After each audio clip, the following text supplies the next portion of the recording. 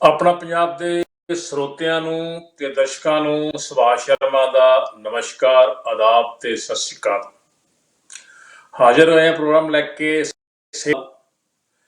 ਦਰਸ਼ਕੋ, ਕਾਫੀ ਦੇਰ ਬਾਅਦ ਅਸੀਂ ਹਾਜ਼ਰ ਹੋਏ ਹਾਂ ਕਿਉਂਕਿ ਕੁਛ ਹਿੰਦੁਸਤਾਨ 'ਚ ਕਲਾਈਮੇਟ ਠੀਕ ਨਹੀਂ ਸੀ, ਇੱਥੇ ਵੀ ਨਹੀਂ ਸੀ। ਔਰ ਡਾਕਟਰ ਅੱਜ ਸਾਡੇ ਨਾਲ ਨੇ ਜਿਹੜੇ ਮਹਿਮਾਨ ਸਾਡੇ ਪਹਿਲਾਂ ਦੀ ਤਰ੍ਹਾਂ ਡਾਕਟਰ SS ਮੁਦਗਲ। ਮੈਂ ਉਹਨਾਂ ਤੋਂ ਜਾਣ ਤੋਂ ਪਹਿਲਾਂ ਉਹਨਾਂ ਦੀ ਇੰਟਰੋਡਕਸ਼ਨ ਕਰਾਵਾਂ ਤੁਹਾਨੂੰ।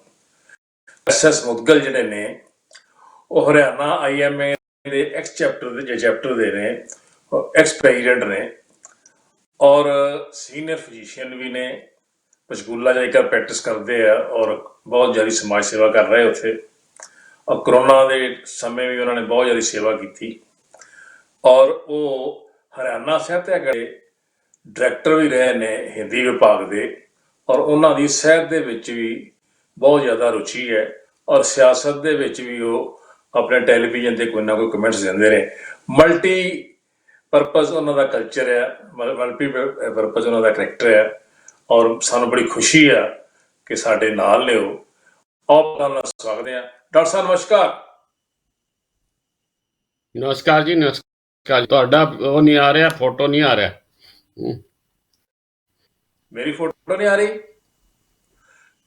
ਹਾਂ, ਤੁਹਾਡੀ ਨਹੀਂ ਆ ਰਹੀ। ਆਵਾਜ਼ ਤੇ ਆ ਰਹੀ ਹੈ ਨਾ? ਚਲੋ ਕੋਈ ਨਹੀਂ। ਆਵਾਜ਼ ਆ ਰਹੀ ਹੈ? ਹਾਂ, ਆਵਾਜ਼ ਆ ਰਹੀ ਹੈ। ਚਲੋ ਹਾਂਜੀ, ਆ ਰਹੀ ਹੈ ਆਵਾਜ਼। ਡਾਕਟਰ ਸਾਹਿਬ,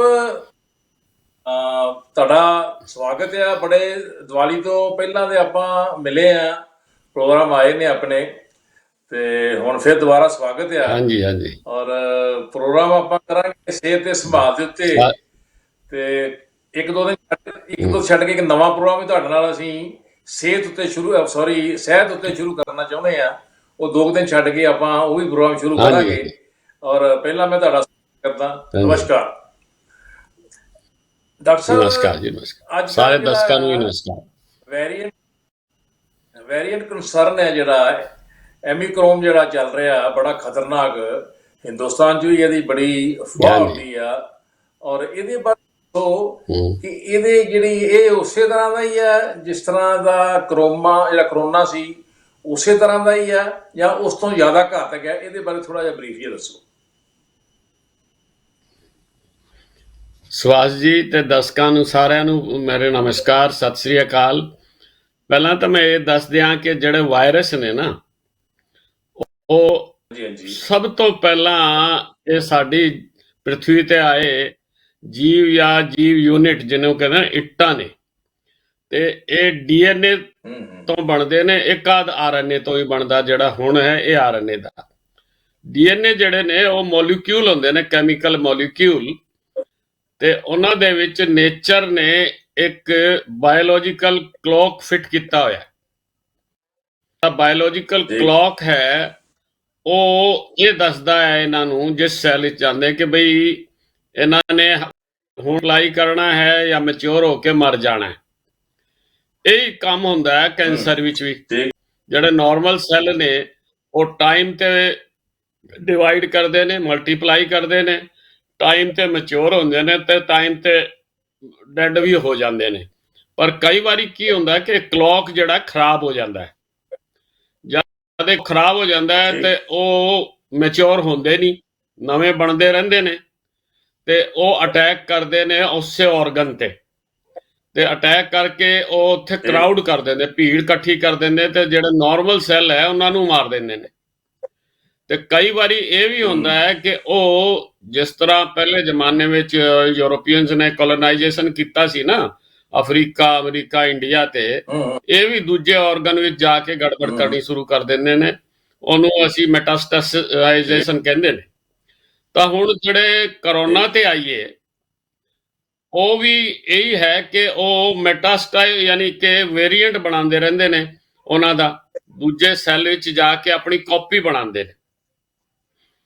ਪਰ ਇਹ ਸੈੱਲ ਨਹੀਂ ਹੈਗੇ, ਇਸ ਕਰਕੇ ਮੈਚਿਓਰ ਨਹੀਂ ਹੁੰਦੇ, ਮਰਦੇ ਨਹੀਂ ਆਪਣੇ ਆਪ।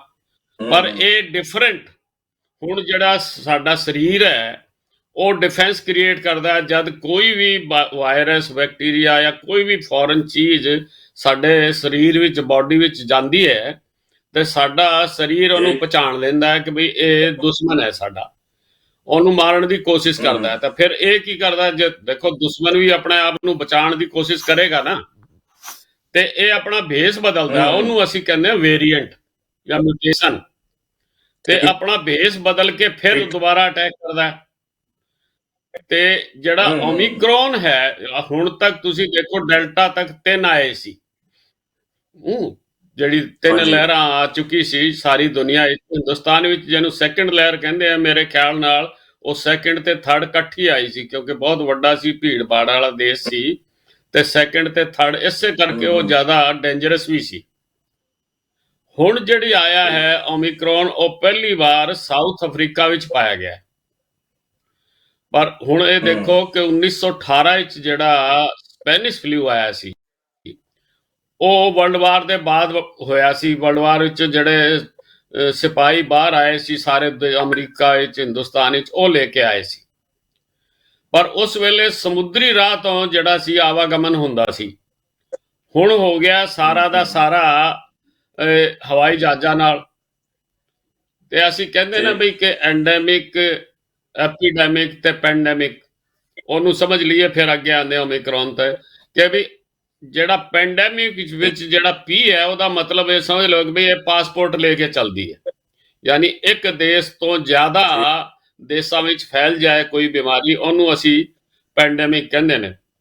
ਤੇ ਪੀ ਲਾਇਆ ਹੋਇਆ, ਪੀ ਲਾਇਆ ਤਾਂ ਹੋਰ ਲਿਟਰੇਚਰ ਕਰਕੇ ਹੈ, ਪਰ ਉਹ ਸਮਝਣ ਲਈ ਇਹ ਸਮਝ ਲਓ ਕਿ ਪਾਸਪੋਰਟ ਨਾਲ ਫੈਲਦੀ ਹੈ। ਹੁਣ ਸਾਊਥ ਅਫਰੀਕਾ ਤੋਂ ਬੰਦੇ ਦੂਜੇ ਦੇਸ਼ਾਂ ਵਿੱਚ ਟਰੈਵਲ ਕਰਦੇ ਨੇ, ਉਹ ਇਹਨੂੰ ਲੈ ਕੇ ਆਉਂਦੇ ਨੇ। ਹੁਣ ਹਿੰਦੁਸਤਾਨ ਵਿੱਚ ਵੀ ਕਾਫੀ ਕੇਸ ਆ ਗਏ, ਹੋਰ ਦੇਸ਼ਾਂ ਵਿੱਚ ਪਹਿਲਾਂ ਤਾਂ 3 ਦੇਸ਼ਾਂ ਵਿੱਚ ਆਏ ਸੀ, ਫਿਰ 6 ਅਫਰੀਕੀ ਦੇਸ਼ਾਂ ਵਿੱਚ ਆਏ, ਫਿਰ ਸਿੰਗਾਪੁਰ ਵਿੱਚ ਆਏ, ਬੈਲਜੀਅਮ ਵਿੱਚ ਆਏ ਪਹਿਲਾਂ, ਹੁਣ ਤਾਂ ਤਕਰੀਬਨ ਸਾਰੇ ਵਰਲਡ ਵਿੱਚ ਇਹ ਫੈਲ ਗਏ ਨੇ। ਹੁਣ ਸਾਡੇ ਕੋਲ ਜਿਹੜਾ ਹੁਣ ਤੱਕ ਦੀ ਨੌਲੇਜ ਹੈ, ਗਿਆਨ ਹੈ, ਉਹਦੇ ਨਾਲ ਸਾਨੂੰ 2 ਚੀਜ਼ਾਂ ਦਾ ਤਾਂ ਪਤਾ ਹੈ ਕਿ ਵੀ ਇਹ ਪੁਰਾਣੇ ਜਿੰਨੇ ਵੇਰੀਐਂਟ ਸੀ ਡੈਲਟਾ ਤੱਕ, ਉਹਨਾਂ ਤੋਂ ਜ਼ਿਆਦਾ ਤੇਜ਼ੀ ਨਾਲ ਫੈਲਦਾ ਹੈ। ਇਹਦਾ ਇਨਫੈਕਸ਼ਨ ਰੇਟ ਜਿਹੜਾ ਹੈ ਬੜਾ ਫਾਸਟ ਹੈਗਾ। ਤੇ ਦੂਜਾ, ਹੁਣ ਤੱਕ ਜਿਹੜੇ ਕੇਸ ਆਏ ਨੇ, ਉਹਨਾਂ ਵਿੱਚ ਜ਼ਿਆਦਾਤਰ ਕੇਸ ਜਿਹੜੇ ਨੇ ਉਹ ਯੰਗ ਪੀਪਲ ਵਿੱਚ ਆਏ ਨੇ, ਯਾਨੀ ਕਿ ਹਾਲੇ ਬਹੁਤ ਜ਼ਿਆਦਾ ਏਜਡ ਲੋਕਾਂ ਨੂੰ ਆਏ। ਉਹਦਾ ਇੱਕ ਕਾਰਨ ਤੇ ਇਹ ਹੋ ਸਕਦਾ ਹੈ ਕਿ ਏਜਡ ਬੰਦੇ ਜਿਹੜੇ ਨੇ, ਅਡਲਟ ਜਿਹੜੇ ਸੀਨੀਅਰ ਸਿਟੀਜ਼ਨ ਸਪੈਸ਼ਲੀ ਨੇ, ਉਹ ਜ਼ਿਆਦਾ ਆਪਣਾ ਧਿਆਨ ਰੱਖਦੇ ਨੇ, ਉਹ ਡਰੇ ਹੋਏ ਨੇ ਪਿਛਲੇ 2 ਸਾਲ ਤੋਂ ਜਿੰਨੀ ਵਾਰੀ ਇਹ ਆਇਆ ਹੈ, ਤੇ ਉਹ ਆਪਣਾ ਧਿਆਨ ਰੱਖਦੇ। ਜਵਾਨ ਬੰਦੇ ਜਿਹੜੇ ਨੇ ਉਹ ਧਿਆਨ ਨਹੀਂ ਰੱਖ ਰਹੇ, ਇੱਕ ਦੂਜੇ ਦੇ ਨਾਲ ਮਿਲ ਰਹੇ ਨੇ। ਜਿਸ ਤਰ੍ਹਾਂ ਹੁਣੇ ਹਿੰਦੁਸਤਾਨ ਵਿੱਚ, ਬੰਗਲੌਰ ਵਿੱਚ, ਕਰਨਾਟਕ ਵਿੱਚ, ਨਾਟ ਬੰਗਲੌਰ, ਕਰਨਾਟਕ ਵਿੱਚ ਇੱਕ ਤਾਂ ਮੈਡੀਕਲ ਕਾਲਜ ਵਿੱਚ ਆਏ ਸੀ ਪਹਿਲਾਂ 60 ਕੇਸਿਸ, ਉਹਦੇ ਬਾਅਦ ਉਹ 250 ਕੇਸਿਸ, 400 ਬੰਦੇ ਸੀ, 250 ਪੋਜ਼ਿਟਿਵ ਆਏ, ਉਹ ਕੋਰੋਨਾ ਪੋਜ਼ਿਟਿਵ ਆਏ। ਹਾਲੇ ਉਹਨਾਂ ਦਾ ਇਹ ਨਹੀਂ ਪਤਾ ਲੱਗਿਆ ਕਿ ਓਮਿਕਰੋਨ ਹੈ ਜਾਂ ਦੂਜਾ ਹੈ। ਤੇ ਹੁਣੇ ਪਰਸੋਂ ਇੱਕ ਸਕੂਲ ਵਿੱਚ ਆਏ, ਜਿਹੜਾ ਹੋਸਟਲ ਵਾਲਾ ਸਕੂਲ, ਯਾਨੀ ਭੀੜ ਭਾੜ ਵਾਲੀ ਜਗ੍ਹਾ ਜਿਹੜੀ ਹੈ, ਉੱਥੇ ਫਟਾਫਟ ਫੈਲਦਾ ਹੈ। ਹੁਣ ਇਹ ਸਾਨੂੰ ਹਾਲੇ ਤੱਕ ਨਹੀਂ ਪਤਾ ਕਿ ਵੀ ਇਹ ਜ਼ਿਆਦਾ ਘਾਤਕ ਹੈ ਕਿ ਨਹੀਂ ਹੈ, ਪਰ ਇਹ ਜ਼ਰੂਰ ਦੇਖਿਆ ਗਿਆ ਕਿ ਸਾਊਥ ਅਫਰੀਕਾ ਦੀ ਜਿਹੜੀ ਸਟੱਡੀ ਹੈ, ਉੱਥੇ ਹਸਪੀਟਲ ਐਡਮਿਸ਼ਨ ਦੀ ਰੇਟ ਬਹੁਤ ਜ਼ਿਆਦਾ ਹੈ। ਤੇ ਤੁਹਾਨੂੰ ਮੈਂ ਦੱਸਿਆ ਕਿ ਯੰਗ ਪੀਪਲਸ ਨੂੰ ਹੋਇਆ ਹੈ, ਇਸ ਕਰਕੇ ਹਾਲੇ ਤੱਕ ਡੈਥ ਰੇਟ ਉਨੀ ਜ਼ਿਆਦਾ ਨਹੀਂ ਦੇਖੀ ਗਈ ਹੈ। But when it goes to older peoples, senior citizen ਜਾਂ 50 ਤੋਂ ਉੱਤੇ ਜਿਹੜੇ ਆਣਗੇ, ਤਾਂ ਇਹ ਪਤਾ ਲੱਗੇਗਾ ਕਿ ਵੀ ਇਹ ਘਾਤਕ ਹੈ ਕਿ ਨਹੀਂ ਹੈ। ਪਰ 2 ਗੱਲਾਂ ਸਮਝਣ ਵਾਲੀ ਨੇ ਕਿ ਜਿਹੜੀ ਚੀਜ਼ ਬਹੁਤ, ਉਹ ਵੀ ਮੈਂ ਆਂਦਾ, ਪਰ ਪਹਿਲਾਂ ਮੈਂ ਇਹ ਵੇਰੀਐਂਟ ਦੇ ਵਾਲੇ ਹੋਰ 1-2 ਚੀਜ਼ਾਂ ਦੱਸ ਦਿਆਂ ਕਿ ਜਿਹੜੀ ਚੀਜ਼ ਬਹੁਤ ਤੇਜ਼ੀ ਨਾਲ ਫੈਲਦੀ ਹੈ, ਉਹਦਾ ਕਈ ਵਾਰੀ ਫਾਇਦਾ ਹੈ ਕਿ ਵੀ ਸੋਚੋ ਕਿ ਇਹ ਘਾਤਕ ਨਹੀਂ ਹੋਏਗਾ, ਮਾਈਲਡ ਹੋਏਗਾ। ਮਾਈਲਡ ਹੋਏਗਾ ਤੇ ਜ਼ਿਆਦਾ ਫੈਲੇਗਾ, ਤੇ ਜ਼ਿਆਦਾ ਫੈਲੇਗਾ ਤੇ ਜਿਹੜਾ ਘਾਤਕ ਸੀ ਡੈਲਟਾ, ਉਹਨੂੰ ਨਹੀਂ ਫੈਲਣ ਦੇਗਾ, ਉਸ ਤੋਂ ਪਹਿਲਾਂ ਹੀ ਫੜ ਲੇਗਾ ਬੰਦੇ ਨੂੰ। ਤਾਂ ਇਸ ਕਰਕੇ ਅਗਰ ਘਾਤਕ ਨਹੀਂ ਹੋਇਆ ਤਾਂ ਦਿਸ ਵਿਲ ਬੀ, ਉਹ ਕਹਿੰਦੇ ਨਾ ਪੰਜਾਬੀ ਚ, ਸੋਨੇ ਤੇ ਸੁਹਾਗਾ, if it comes out to be mild, then it will be beneficial. But if ठीक it comes out to be dangerous or घातक, then it will be very difficult for us. But लेकिन इस दी ठीक हाले स्टडी होनी ने ਤੇ ਤਾਂ ਪਤਾ ਲੱਗੇਗਾ ਕਿ ठीक ਬਈ ਘਾਤਕ ਹੈ ਕਿ ਨਹੀਂ, ਕਿਉਂਕਿ ਹੁਣ ਤੱਕ ਮੈਂ ਬਾਰ-ਬਾਰ ਕਹਿ ਰਿਹਾ ਕਿ ਵੀ ਯੰਗ ਪੀਪਲ ਵਿੱਚ ਵੇਖਿਆ ਗਿਆ ਹੈ ਤੇ ਯੰਗ ਵਿੱਚ ਜਿਹੜੀ ਹੈ ਉਹ ਜ਼ਿਆਦਾ ਹੁੰਦੀ ਹੈ ਇਮਿਊਨਿਟੀ।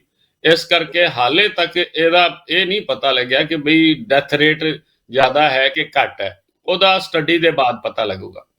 ਦੂਜਾ ਤੁਸੀਂ ਪੁੱਛਿਆ ਕਿ ਬਈ ਇਹ ਸਿੰਪਟਮ ਕੀ ਨੇ।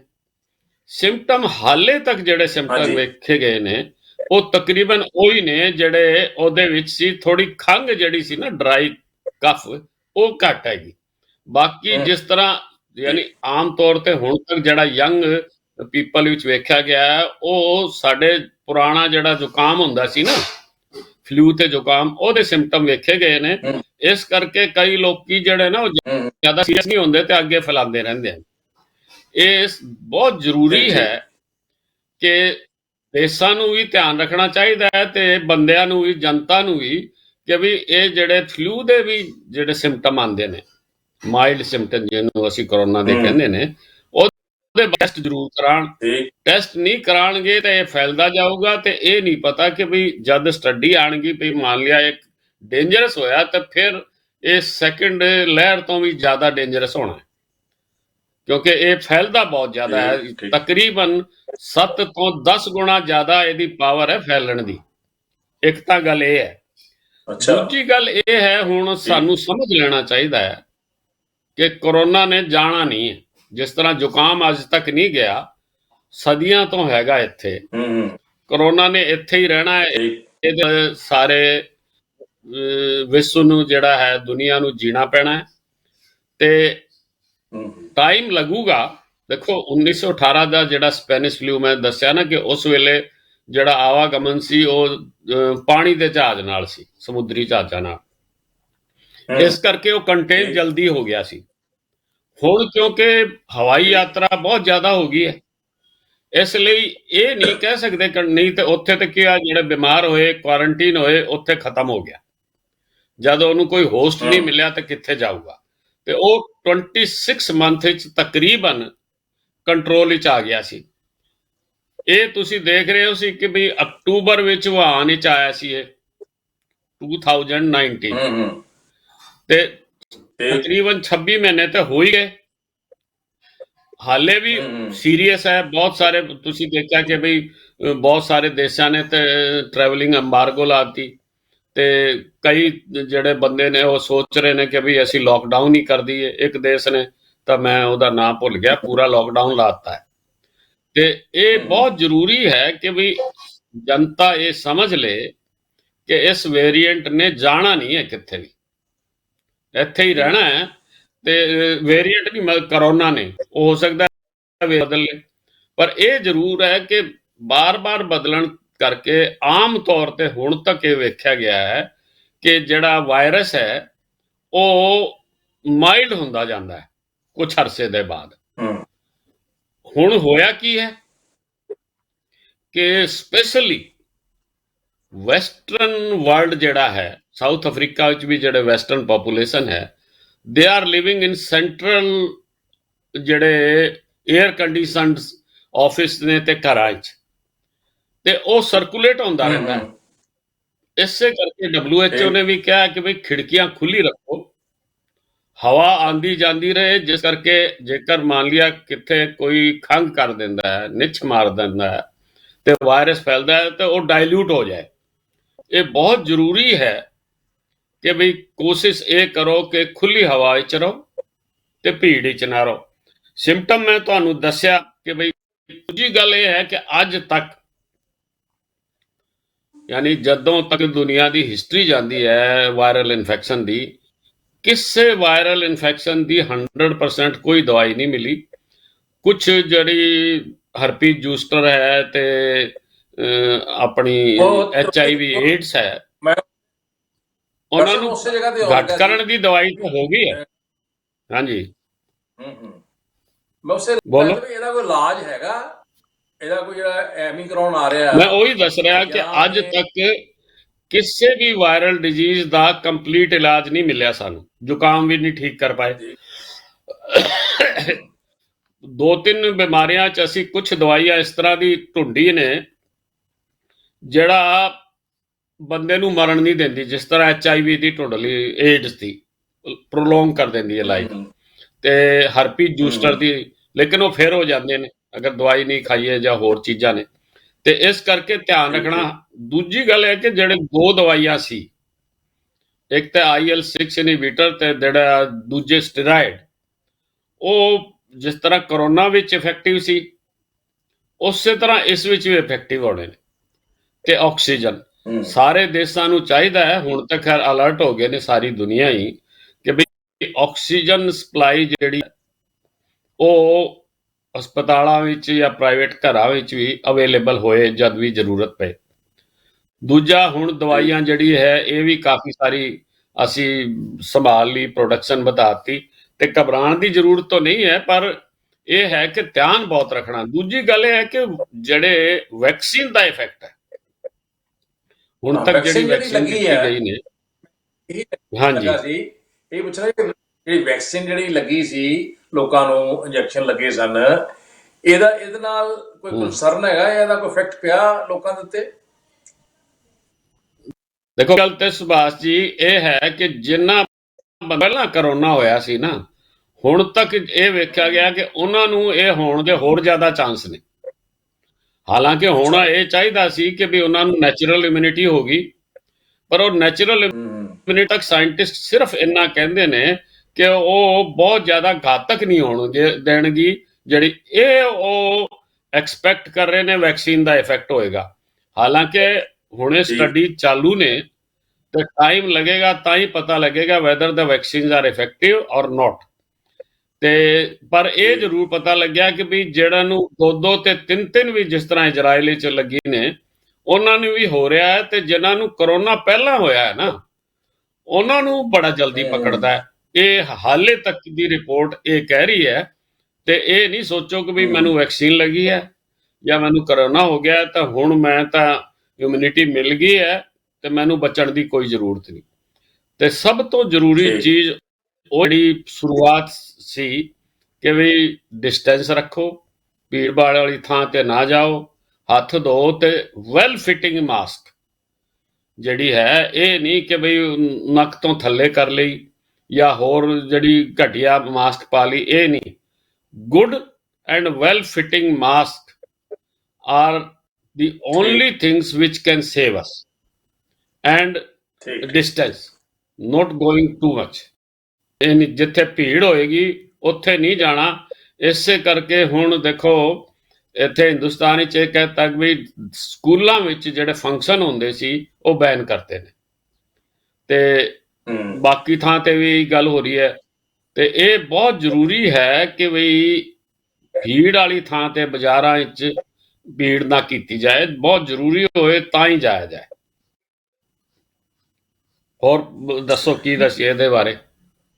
ਡਾਕਟਰ ਸਾਹਿਬ, ਮੈਂ ਇੱਕ ਚੀਜ਼ ਜਿਹੜੀ ਦੋ ਤਿੰਨ ਗੱਲਾਂ ਆਉਂਦੀਆਂ ਨੇ ਸਾਹਮਣੇ, ਵੀ ਖਾਸ ਕਰ ਸਾਡੇ ਹਾਂਜੀ ਜਿਹੜੇ ਹਿੰਦੁਸਤਾਨ ਇੰਡੀਅਨਸ ਨੇ, ਚਾਹੇ ਉਹ ਬਾਹਰ ਰਹਿੰਦੇ ਨੇ ਚਾਹੇ ਉਹ ਹਿੰਦੁਸਤਾਨ 'ਚ ਰਹਿੰਦੇ ਹਾਂਜੀ ਨੇ, ਉਹ ਹਾਂਜੀ ਬਿਮਾਰੀ ਵੀ ਇੰਨੀ ਪਈ, ਬੜੇ ਲਾਰਜ ਸਕੇਲ ਤੇ ਹਿੰਦੁਸਤਾਨ 'ਚ ਆਈ, ਔਰ ਇੱਧਰ ਵੀ ਕੈਨੇਡਾ ਵੀ ਜਾਂ ਯੂਰਪੀਅਨ ਕੰਟਰੀ 'ਚ ਕਾਫੀ ਆਈ। ਲੇਕਿਨ ਖਾਸ ਕਰ ਹੂੰ ਪੰਜਾਬੀ ਜਿਹੜੇ ਨੇ ਜਾਂ ਆਪਣੇ ਇੰਡੀਅਨਸ ਨੇ, ਇਹ ਪ੍ਰੀਵੈਂਸ਼ਨ ਨਹੀਂ ਹੂੰ ਰੱਖਦੇ। ਉੱਥੇ ਭੀੜ ਇਦਾਂ ਹੀ ਮੈਰਿਜ ਸੈਰਾਮਨੀਜ਼ ਇੰਨੀ ਗੈਦਰਿੰਗ ਕਰਦੇ ਆ, ਔਰ ਇੱਥੇ ਵੀ ਕੈਨੇਡਾ ਵਿੱਚ ਵੀ ਇਹੀ ਹਾਲਤ, ਅਮਰੀਕਾ 'ਚ ਸੁਣਿਆ ਕਿ ਇਹੀ ਹਾਲਤ ਆ। ਕਿ ਕੋਈ ਸਰਕਾਰ ਨੂੰ ਕੋਈ ਬਣਾਉਣਾ ਚਾਹੀਦਾ ਕਾਨੂੰਨ ਐਸਾ ਕਿ ਇਹਨਾਂ ਉੱਤੇ ਥੋੜਾ ਜਿਹਾ ਬੈਨ ਲਾਇਆ ਜਾਵੇ, ਇਹ ਫੰਕਸ਼ਨਸ ਦੇ ਜਿਹੜੀਆਂ ਇੰਨੀ ਜ਼ਿਆਦਾ ਗੈਦਰਿੰਗ ਕਰਦੇ। ਇੱਕ ਤਾਂ ਪੈਸਾ ਵੇਸਟ ਹੁੰਦਾ, ਨੰਬਰ 1। ਨੰਬਰ 2 ਤੇ ਇੱਕ ਇਹ ਵੀ ਅਫਵਾਹ ਉੱਡਦੀ ਆ ਕਿ ਜਿਹੜਾ ਇਹ ਕਾਰਪੋਰੇਟ ਸੈਕਟਰ ਆ ਜਾਂ ਫਾਰਮੀ ਦਾ, ਹੂੰ ਮੈਡੀਕਲ ਫਾਰਮਾ ਦਾ ਕਾਰਪੋਰੇਟ ਸੈਕਟਰ ਆ, ਇਹਦੀ ਵੀ ਸਾਜ਼ਿਸ਼ ਆ। ਹੂੰ ਮੈਂ ਮਤਲਬ ਇਹ ਨਹੀਂ ਕੋਈ ਇਲਜ਼ਾਮ ਨਹੀਂ ਦੇ ਰਿਹਾ, ਲੇਕਿਨ ਆਮ ਲੋਕਾਂ ਦੀ ਸੋਚ ਹੈ, ਜਾਂ ਮੀਡੀਆ ਵਿੱਚ ਵੀ, ਜਾਂ ਕਈ ਨਾ YouTube 'ਚ ਵੀ, ਜਾਂ ਕਈਆਂ ਸੋਸ਼ਲ ਮੀਡੀਆ 'ਚ ਵੀ ਬੜੀ ਖਬਰ ਘੁੰਮਦੀ ਆ। ਸਿਰਫ ਜਿਹੜਾ ਕਾਰਪੋਰੇਟ ਹਾਊਸਿਸ ਨੇ ਜਾਂ ਕਾਰਪੋਰੇਟ ਫਾਰਮਾ ਜਿਹੜਾ ਆ, ਇਹਦਾ ਡਰਾਮਾ ਆ, ਸਿਰਫ ਲੋਕਾਂ ਨੂੰ ਪੈਸੇ ਲੁੱਟਣ ਦਾ ਔਰ ਆਪਣੀਆਂ ਦਵਾਈਆਂ ਵੇਚਣ ਦਾ ਔਰ ਜਿਹੜੀਆਂ ਹਵਾਈ ਜਹਾਜ਼ ਨੇ ਟਿਕਟਾਂ ਮਹਿੰਗੀਆਂ ਵੇਚਣ ਦਾ, ਇਹ ਵੀ ਇੱਕ ਫਾਹ ਉੱਡ ਰਹੀ ਹੈ। ਇਹਦੇ ਬਾਰੇ ਕੋਈ ਕਹਿਣਾ ਚਾਹੋਗੇ ਤੁਸੀਂ ਮੈਡੀਕਲ ਪੁਆਇੰਟ ਆਫ ਵਿਊ ਨਾਲ? ਦੇਖੋ, ਤੁਸੀਂ 3 ਸਵਾਲ ਪੁੱਛੇ ਨੇ, ਮੈਂ ਬਾਰੀ-ਬਾਰੀ ਜਵਾਬ ਦਿੰਦਾ। ਪਹਿਲਾਂ ਤਾਂ ਹਿੰਦੁਸਤਾਨੀਆਂ ਦਾ ਜਾਂ ਪੰਜਾਬੀਆਂ ਦਾ ਜਿਹੜਾ ਤੁਸੀਂ ਦੱਸਿਆ ਹੈ, ਇਹ ਸਾਰੇ ਹਿੰਦੁਸਤਾਨੀਆਂ ਦਾ ਹੀ ਹੈ, ਪਰ ਅਸੀਂ ਪੰਜਾਬ ਵਿੱਚ ਰਹਿੰਦੇ ਤੇ ਪੰਜਾਬ ਦੀ ਜ਼ਿਆਦਾ ਜਾਣਦੇ ਨੇ। ਇਹ ਸਾਡੀ ਗੱਲ ਕੀ ਹੈ ਕਿ ਸਾਰੇ ਵੈਸਟਰਨ ਕੰਟਰੀਜ਼ ਵਿੱਚ ਤਾਂ ਸਮਾਜ ਤਾਂ ਦੂਰ, ਫੈਮਿਲੀ ਟੁੱਟ ਗਈ ਨੇ, ਹਾਲੇ ਸਾਡੀ ਫੈਮਿਲੀ ਤੇ ਸਮਾਜ ਬਾਕੀ ਹੈ। ਇਸ ਕਰਕੇ ਜੁੜਾਵ ਹੈ, ਇਸ ਕਰਕੇ ਬਹੁਤ ਸਾਰੀ ਗੱਲਾਂ ਨੇ ਕਿ ਬਈ ਕੋਈ ਡੈਥ ਹੋਏ ਜਾਂ ਕੋਈ ਫੰਕਸ਼ਨ ਹੋਏ, ਫਲਾਣਾ ਨਹੀਂ ਆਇਆ, ਲੋਕੀ ਨਾਰਾਜ਼ ਹੋ ਜਾਂਦੇ ਨੇ। ਸਾਡੇ ਇਹ ਇਸ ਤਰ੍ਹਾਂ ਦੀ ਗੱਲ ਹਾਲੇ ਤੱਕ ਮੌਜੂਦ ਹੈ। ਇਹਦੇ ਦੋਨੋਂ ਚੀਜ਼ਾਂ ਨੇ, ਫਾਇਦਾ ਵੀ ਹੈ ਤੇ ਨੁਕਸਾਨ ਵੀ ਹੈ। ਹੁਣ ਦੇਖੋ, ਮੈਂ ਪਿਛਲੇ ਦਿਨਾਂ ਉੱਥੇ ਸੀ ਅਮਰੀਕਾ ਵਿੱਚ, ਤੁਸੀਂ ਪਤਾ ਹੈ 1 ਸਾਲ 1.5 ਸਾਲ ਬੱਚੇ ਉੱਥੇ ਨੇ, ਉੱਥੇ ਰਹਿ ਕੇ ਆਇਆ। ਤੇ ਉਸ ਤਰ੍ਹਾਂ ਵੀ ਟੀਵੀ ਤੇ ਦੇਖੋ, ਉੱਥੇ ਜਿਹੜੇ ਗਰੀਬ ਹੋ ਗਏ, ਮਿਡਲ ਕਲਾਸ, ਉਹਨਾਂ ਨੂੰ ਘਰ ਛੱਡਣੇ ਪੜ ਗਏ, ਕਾਰਾਂ 'ਚ ਸੋ ਰਹੇ ਨੇ। ਸਾਡਾ ਇਹ ਹੈ ਕਿ ਬਈ ਕਿਰਾਇਆ ਨਹੀਂ ਦੇ ਸਕਦੇ, ਸ਼ਹਿਰ ਵਿੱਚ ਰਹਿ ਰਹੇ ਨੇ ਬੰਦੇ, ਉਹ ਆਪਣੇ ਪਿੰਡ 'ਚ ਚਲੇ ਜਾਂਦੇ ਨੇ, ਕਿਸੇ ਭਰਾ ਕੋਲ ਚਲੇ ਜਾਂਦੇ, ਦੋਸਤ ਕੋਲ, ਉਹਨਾਂ ਨੂੰ ਛੱਤ ਮਿਲ ਜਾਂਦੀ ਹੈ। ਹਿੰਦੁਸਤਾਨ ਕਿੰਨਾ ਹੀ ਗਰੀਬ ਹੋਏ, ਇਹ ਖਾਸੀਅਤ ਹੈ ਕਿ ਉਹਨਾਂ ਨੂੰ ਕਿਤੇ ਨਾ ਕਿਤੇ ਸੌਣ ਦੀ ਥਾਂ ਮਿਲ ਜਾਊਗੀ। ਹੋਰ ਨਹੀਂ ਤਾਂ ਕਿਤੇ ਪਲੇਟਫਾਰਮ ਤੇ ਸੌਣ ਲੱਗੇ, ਉੱਥੇ ਤਾਂ ਸੌਣ ਨਹੀਂ ਦਿੰਦੇ ਕਿੱਥੇ ਵੀ। ਇੱਕ ਤਾਂ ਗੱਲ ਇਹ ਹੈ ਕਿ ਸਾਡੀ ਜਿਹੜੀ ਸੰਸਕ੍ਰਿਤੀ ਵਿੱਚ ਹੈ, ਪਰਿਵਾਰ ਤੇ ਸਮਾਜ ਹਾਲੇ ਹੈ। ਪਰ ਇੱਥੇ ਮੈਂ ਇੱਕ ਗੱਲ ਜ਼ਰੂਰ ਕਹਿੰਦਾ, ਅਸੀਂ ਜਿਹੜਾ ਕੋਈ ਮੈਰਿਜ ਹੁੰਦੀ ਹੈ, ਉੱਥੇ ਕੇ ਆਉਂਦੇ ਨੇ ਜਿਹੜਾ ਸਗਨ ਕਹਿੰਦੇ ਨੇ, ਜਦ ਕਿ ਜ਼ਰੂਰੀ ਜਦ ਹੁੰਦਾ ਹੈ ਜਦ ਕੋਈ ਬਿਮਾਰ ਹੁੰਦਾ ਕਿ ਇਹਨਾਂ ਨੂੰ ਕੈਂਸਰ ਹੋ ਗਿਆ, ਬਹੁਤ ਖਰਚ ਹੋਣਾ, ਉਹ ਜਿਹੜਾ ਸਗਨ ਦੀ ਥਾਂ ਸਹਾਇਤਾ ਜਿਹੜੀ ਹੈ ਉਸ ਵੇਲੇ ਜ਼ਿਆਦਾ ਜ਼ਰੂਰੀ ਹੈ। ਬਿਮਾਰੀ ਵਿੱਚ ਜ਼ਿਆਦਾ ਜ਼ਰੂਰੀ ਹੈ, ਜਿਹੜੀ ਕ੍ਰੋਨਿਕ ਡਿਜ਼ੀਜ਼ ਹੋ ਗਈ। ਤੇ ਸਾਨੂੰ ਇਹ ਥੋੜਾ ਬਦਲਾਅ ਸਾਡੇ ਤੇ ਦੇਸ਼ ਵਿੱਚ, ਬਹੁਤ ਚੰਗੀ ਗੱਲ ਸਾਡੇ ਪੁਰਖਿਆਂ ਨੇ ਕੀਤੀ ਹੈ ਕਿ ਉਪਨਿਸ਼ਦਾਂ ਵਿੱਚ ਲਿਖਿਆ ਹੋਇਆ ਹੈ ਕਿ ਦੇਸ਼ ਕਾਲ ਤੇ ਪਰਿਸਥਿਤੀ ਦੇ ਨਾਲ ਧਰਮ ਦਾ ਆਚਰਣ ਕਰੋ। ਤੇ ਧਰਮ ਦੀ ਪਰਿਭਾਸ਼ਾ ਜਿਹੜੀ ਦਿੱਤੀ ਹੈ ਉਪਨਿਸ਼ਦਾਂ ਵਿੱਚ, ਵੇਦਾਂ ਵਿੱਚ ਤੇ ਜਿਹੜੀ ਸੰਹਿਤਾਵਾਂ ਵਿੱਚ, ਜਿਹੜੀ ਸਾਡੀ ਮੂਲ ਬੁੱਕਸ ਨੇ, ਉਹ ਕਿਹਾ ਕਿ ਇਹ ਜੀਣ ਦਾ, ਬਿਹਤਰ ਜੀਣ ਦਾ ਤਰੀਕਾ ਹੈ, ਪੂਜਾ ਪਾਠ ਨਹੀਂ। ਉਹ ਤਾਂ ਆਇਆ ਬਾਅਦ ਵਿੱਚ ਜਾਣ ਆਏ। ਜਿਹੜੇ ਸਾਡੇ ਓਰੀਜਨਲ ਗ੍ਰੰਥ ਨੇ, ਉਹਨਾਂ ਵਿੱਚ ਪੂਜਾ ਪਾਠ ਨੂੰ ਧਰਮ ਨਹੀਂ ਮੰਨਿਆ ਗਿਆ। ਉਹ ਮੰਨਿਆ ਗਿਆ ਕਿ ਦੀ way of living, the better way of living is ਧਰਮ, ਜਿਹੜਾ ਗੁਣ ਕਰਮ ਸੁਭਾਅ ਦੇ ਨਾਲ ਆਉਂਦਾ ਹੈ। ਗੀਤਾ ਵਿੱਚ ਵੀ ਇਹੀ ਕਿਹਾ ਗਿਆ ਹੈ। ਤੇ ਸਾਨੂੰ ਉਸ ਤੇ ਪਾਲਨ ਕਰਕੇ ਸਾਡੇ ਜਿਹੜੇ ਸਮਾਜਿਕ ਨਿਯਮ ਨੇ, ਜਿਹੜੇ ਹੁਣ ਪੁਰਾਣੇ ਪੈ ਗਏ ਨੇ, ਉਹਨਾਂ ਨੂੰ ਬਦਲਣਾ ਚਾਹੀਦਾ ਹੈ। ਬਈ ਮੈਰਿਜ ਵਿੱਚ ਸਗਨ ਦਿਓ, ਪਹਿਲੀ ਤਾਂ ਚੀਜ਼ ਹੈ ਕਿ ਮੈਰਿਜ ਵਿੱਚ ਭੀੜ ਨਹੀਂ ਲਾਣੀ ਚਾਹੀਦੀ ਹੈ। ਜਿਸ ਤਰ੍ਹਾਂ ਪਿੱਛੇ ਕਾਨੂੰਨ ਬਣ ਗਏ ਸੀ, ਇੱਕ ਵਾਰੀ ਤਾਂ ਤਦ ਬਣੇ ਸੀ ਜਦ ਫੂਡ ਦੀ ਸ਼ਾਰਟੇਜ ਸੀ ਕਿ ਬਈ ਇੰਨੇ ਇਸ ਤੋਂ ਜ਼ਿਆਦਾ ਬਰਾਤੀ ਨਹੀਂ ਜਾਣੇ। ਉਹਦੇ ਬਾਅਦ ਕਰੋਨਾ ਵਿੱਚ ਬਣੇ ਸੀ ਕਿ ਬਈ ਡੈਥ ਪ੍ਰੋਸੈਸ਼ਨ ਤੇ ਵੀ ਨਹੀਂ ਜਾਣਾ ਤੇ ਮੈਰਿਜ ਵਿੱਚ ਵੀ ਨਹੀਂ ਜਾਣਾ। ਉਸ ਚੀਜ਼ ਨੂੰ ਅਸੀਂ ਕੰਟੀਨਿਊ ਕਰਨਾ ਚਾਹੀਦਾ ਹੈ, even if the disease is gone, that is a good thing ਕਿ ਬਈ ਬਹੁਤ ਥੋੜੇ ਬੰਦੇ ਰੱਖੋ। ਤੇ ਦੂਜਾ ਜਿਹੜਾ ਹੈ, ਮੈਂ ਤਾਂ ਇਹ ਕਹਾਂ, ਮੈਂ ਫੇਸਬੁੱਕ ਤੇ ਸੋਸ਼ਲ ਸਾਈਟਸ ਤੇ ਵੀ ਇਹ ਮੁਹਿੰਮ ਚਲਾਈ ਹੈ ਕਿ ਵੀ ਇਹ ਸਗਨ ਵਾਲਾ ਮਾਮਲਾ ਹੈ ਨਾ, ਇੱਕ ਤਾਂ ਥੋੜੇ ਬੰਦੇ ਰੱਖੋ। ਗਿਫਟ ਜਿਹੜੀ ਹੈ, ਜਿਹੜੀ ਬੱਚਿਆਂ ਨੂੰ ਜਿਹੜਾ ਜਿੰਨਾ ਅਸੀਂ ਖਰਚ ਕਰਦੇ ਖਾਣ ਪੀਣ ਤੇ, ਉਹ ਸਾਰੀ ਚੀਜ਼ਾਂ ਤੇ, ਉਹ ਬੱਚਿਆਂ ਨੂੰ ਦਿਓ ਕਿ ਉਹ ਆਪਣਾ ਫਲੈਟ ਹੀ ਖਰੀਦ ਲੈਣ। ਇਸ ਤਰ੍ਹਾਂ ਦੀ ਚੀਜ਼ਾਂ ਕਰਨੀ ਚਾਹੀਦੀ ਨੇ। ਠੀਕ ਹੈ, ਤੁਸੀਂ ਕਰੋ, ਸੈਲੀਬ੍ਰੇਸ਼ਨ ਵੀ ਕਰੋ, ਪਰ ਥੋੜੀ ਕਰੋ।